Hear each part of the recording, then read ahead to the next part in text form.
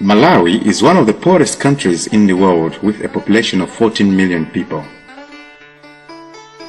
Some of the key challenges and constraints facing the country is poverty, HIV/AIDS, and overpopulation, especially in urban communities. The impact of HIV/AIDS, coupled with increasing unemployment, has resulted in the increase of orphaned and street children who are fighting a battle for survival. In their efforts to survive, most of these children end up in factories, shops, farms, and domestic households as employees. Child labor is becoming a concern in Malawi. Malawi Child Labor Survey, conducted by the National Statistics Office in 2002, shows that child labor is one of the biggest challenges affecting children's rights in the country, with over 1 million children working in tobacco farms, tea fields, fishing industry, or in domestic households.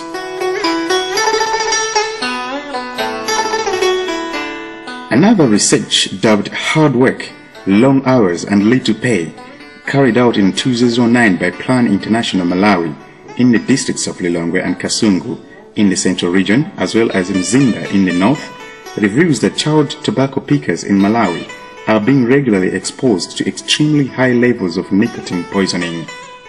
Kasungu in particular is a good example where most children are working in tobacco farms. Chifundo Ezekiel is 14 years old. He has been engaged in this industry for the past 6 years. At his age, he's already experienced enough to recount the long process of growing tobacco, from sowing to harvesting.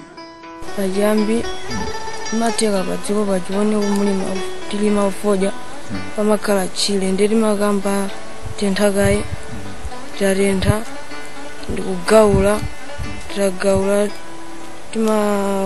timagaula zibumi zikulu ndilimambazi alikaga emizili yonchi. We first identify the land where we want to grow tobacco, and then we clear the bush by burning it, and then we dig the soil to make ridges. Then we plant tobacco seeds from the nursery. We plant the seeds in rows. After a while, we apply fertilizer which helps tobacco to grow robustly. When tobacco grows, we remove the terminal bud or tops so that the upper leaves get thicker and large. We remove the buds before they open. When the tobacco plant has leaves old and big enough to make some smoke, it's time to harvesting and curing. We pick tobacco leaves and group them according to grades, and then we tie them in bundles.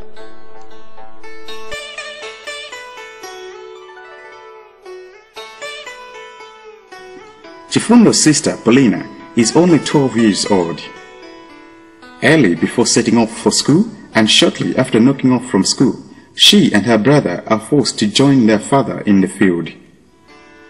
She complains that some of the work she is subjected to is extremely wearisome for her age, but she cannot avoid it.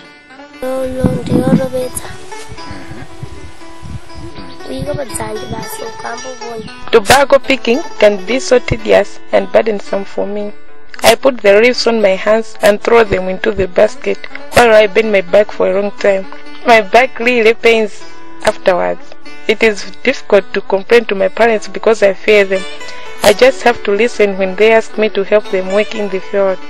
I work with them not only during peak season but also during the time we prepare and sow nursery. I don't have enough time of sleep as I wake up very early in the morning and I arrive at school tired.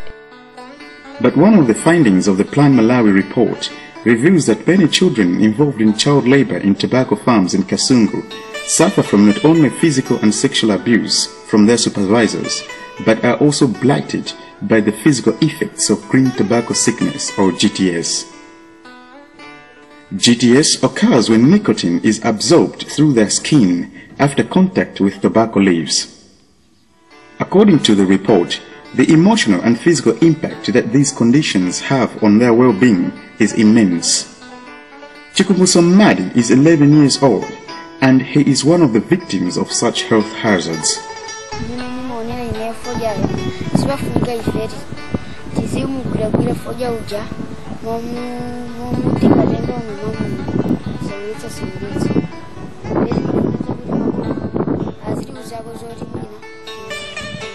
The way I see it, I think it is not right for us to participate in the picking of tobacco. We catch cough very often when we are in contact with the tobacco reefs. Sometimes we even sleep in the same room where there are tobacco reefs, which makes us stay awake the whole night due to the smell of tobacco.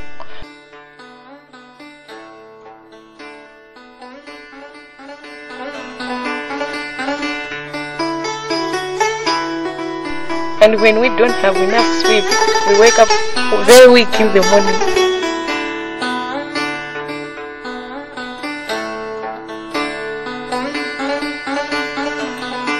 The plan report has, however, attracted interest and coverage by leading international media outlets like BBC, CNN, AFP, and the like. The controversial findings, which have been fiercely challenged by government, has raised tension between Plan Malawi and the government, with the latter accusing Plan of attempting to sabotage the tobacco industry in the country. In an effort to mend fences with government, Plan Malawi, who have so far initiated dialogue with government, now refuses to comment on the findings, whereas the Ministry of Labour, on its part, remains tight-lipped on the matter.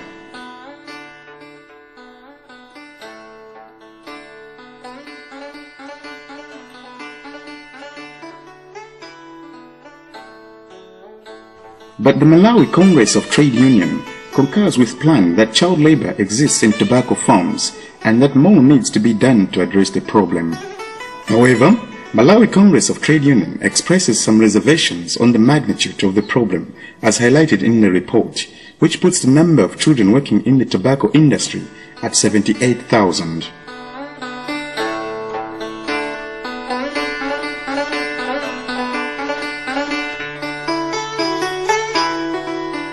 Of course, the figures of child labour may be disputed by some stakeholders for whatever reasons or factors. But what remains certain is the fact that the problem still remains rampant in the tobacco industry. A walk around tobacco estates in Kasungu shows that children are engaged to work for long hours, and that health effects associated with it are indeed real. Currently in Malawi, we have to submit that the data which we are relying on is somehow outdated, because the comprehensive survey on child labor only took place in 2002, and during that survey, the Malawi Child Labor Survey, it showed that at least 88% of the children aged between 5 and 17 were involved in child labor. So this by then translated up to at least 1.5 million children nationwide were involved in child labor. So other surveys which have been done after 2002 are just cluster specific.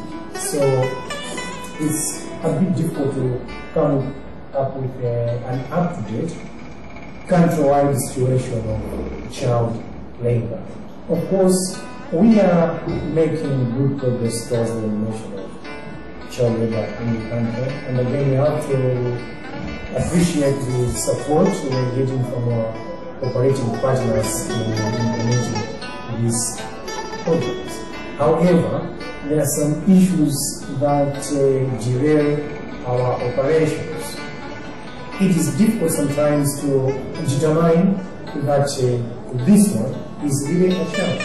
We have met situations in which employers will argue that the one who are looking at as a child is well over 18 years, because currently in the country we do not have the national registration law. It is therefore the role of not only government but various stakeholders at local level, including chiefs, to avert the problem. Ntchito zimene zija zimakhala zazikulu kwambiri zithu kumapokesa matupi awo. Komanso vuto lina lapadera lakuti banaja sakhala ndi maphunziro awo. The work that children are engaged in is often burdensome for their age and too bad for their health. Another setback is that the children are robbed of their right to education. as they do not have enough time to attend school. Yet they are the leaders of tomorrow. Our role as chiefs is to ensure that these children go to school and that no employer takes advantage of people's ignorance on their children's rights, as well as the absence of the appropriate law. There seems not to have been much action from the Malawian government, the media, and other key stakeholders to solve the problem. There is need for greater government investment in children to deal with the existing challenges of rooting out child labor, not only in tobacco industry, but even in the other sectors as well. There is also need for wider awareness raising of the existing policy framework, such as the Convention on the Rights of the Child, or CRC, and the International Labour Organization Convention on the Elimination of the Worst Forms of Child Labor. Malawi needs improved holistic policies which are linked to appropriate education for long-term economic empowerment and HIV/AIDS prevention.